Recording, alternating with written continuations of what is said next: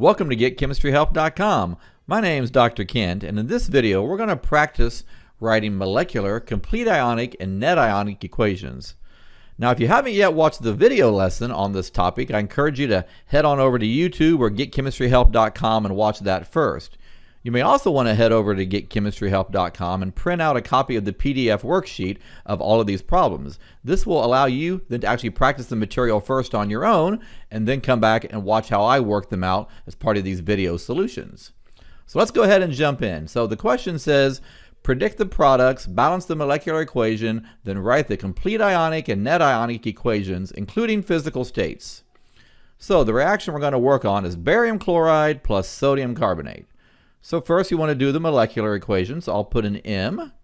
So barium chloride is BaCl2, and then we have sodium carbonate, which is Na2CO3. And if you have any questions on that, I have a few videos on names and formulas of ionic compounds. You can check those out. So let's go ahead and look at our solubility rules to determine the physical states. So here are the solubility rules. And if you need a copy of those, you can go to GetChemistryHelp.com under the Resources tab and find a copy of these. So we want to know, is barium chloride going to be soluble or insoluble? So we got to find a rule either for barium or chloride. So we look right here and we see, okay, chlorides. Chlorides are generally soluble in water unless it's chloride with silver, mercury 1, or lead 2, which this one is not. So it will be soluble. So we'll put AQ. And how about sodium and carbonate? We see right here sodium. Any sodium compound is soluble and there are no exceptions. So this will also be aqueous. Okay, so now we got to predict the products of this double displacement reaction. And I'll link to a video lesson on this topic in case it's been a while and you need a little refresher. But basically we're going to swap the chloride and the carbonate. So the barium is going to go with carbonate. So barium is 2+, carbonate's 2-, so we need one of each. And then we have sodium going with chloride. Those are 1+ and 1-, so those go together. Check our solubility rules. We're going to look for barium or carbonate. So we see, oh, here's a carbonate rule right here, and it says carbonates are generally insoluble. So it'll be a solid unless it's with lithium, sodium, potassium, or ammonium. And it's not, it's with barium, so it'll be a solid. And then we already saw that sodium anything is always soluble. So last thing to do on the molecular equation is to check and make sure it's balanced. So we see 1 barium, 2 chlorides, only 1 chloride, so we need to balance the chlorides. So we'll put a 2 here, it gets 2 sodiums, and then a carbonate and a carbonate. Now for the complete ionic, we're going to look for any soluble ionic compounds, and we're going to dissociate those into the individual ions that compose those compounds. So here we have an ionic compound. It's soluble. So when this goes into solution, it's going to dissociate into the individual ions, into the barium ions and the chloride ions. So we'll write the barium ion, Ba2+, and then we have 2 chloride ions. So we'll write 2 chlorides. Again, make sure you don't write that as Cl2 like this with a negative. You do want to make it 2 chlorides.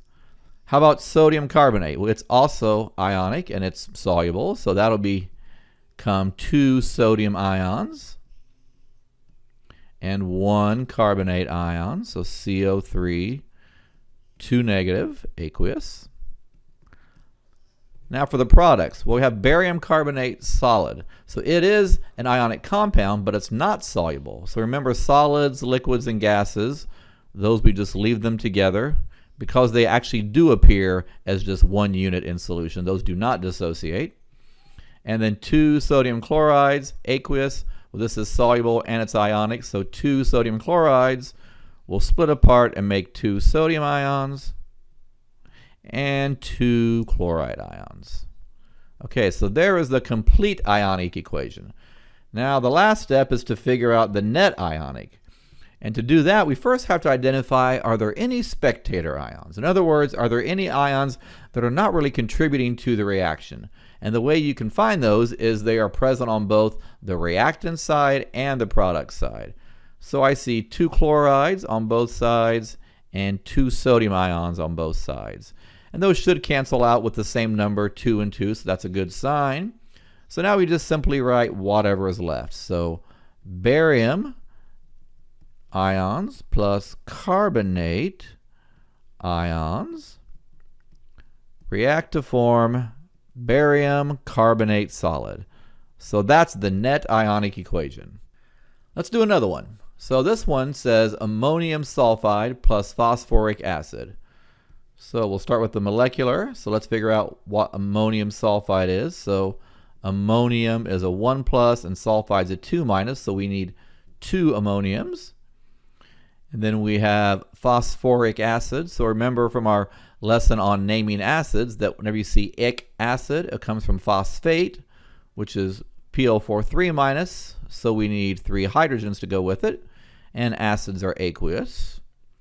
How about ammonium sulfide? Let's find the solubility rules for those 2 ions and see. And we find ammonium, always soluble, no exceptions. So ammonium, aqueous.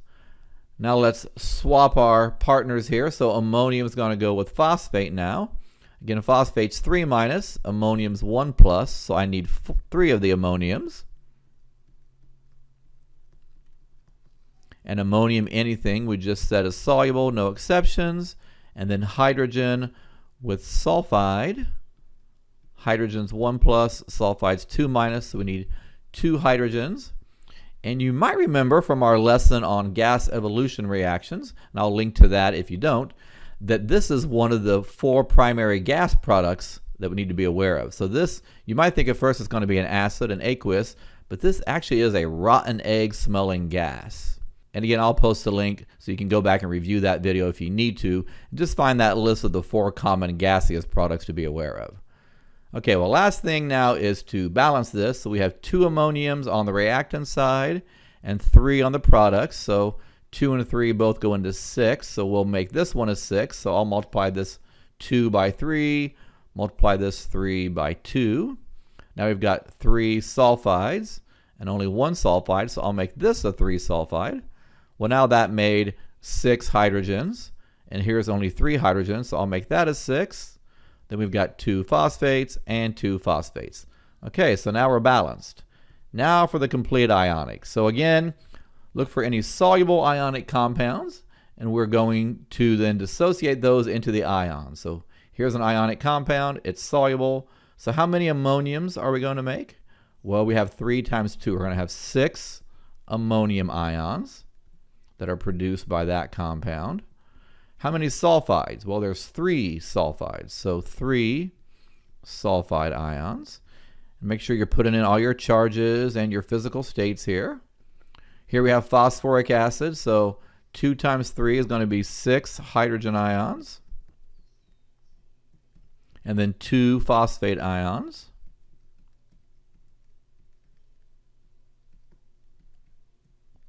And then how about our product side? Well, we have 2 ammonium phosphates aqueous, so again it's soluble and it's ionic, so that'll make 2 times 3, 6 ammonium ions. And then 2 phosphate ions.